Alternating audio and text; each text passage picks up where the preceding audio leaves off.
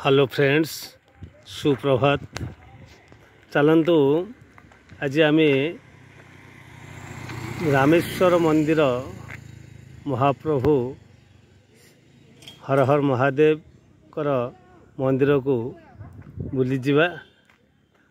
ये ब्राह्मणी नदीर कूल श्री श्री रामेश्वर महादेवंकर मंदिर अवस्थित। देखंतु सुंदर पहाच सब होइछि। ये होइछि बजरंग बालींकर मंदिर।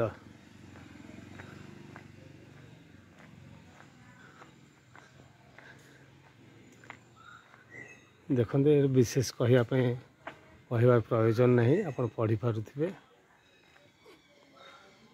सुंदर भाव में खरका पुरका होइछि, परिष्कार परिच्छन्न।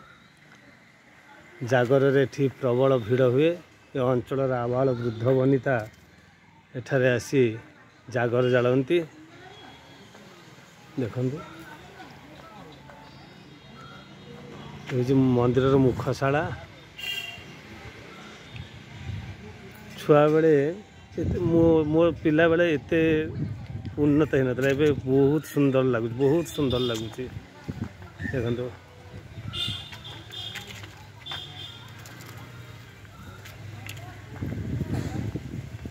एठारे मध्य विवाह व्रत आदि कार्यक्रम मध्य हुए। देखंतु नाना किए अछंती एठी ठाकुर विषय किसी कहि परियो? मंदिर विषय रे कहि परियो? पढ़ेले ना। हाँ हाँ, ठाकुर पाखे जी जहाँ मनासी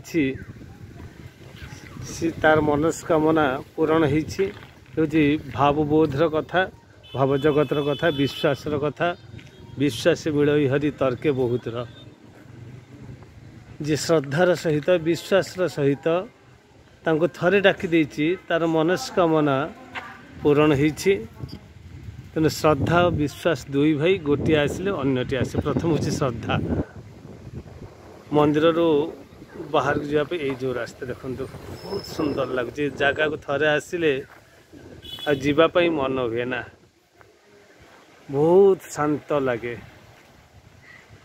बहुत शांत परिवेश। रामेश्वर मंदिर देखंतु।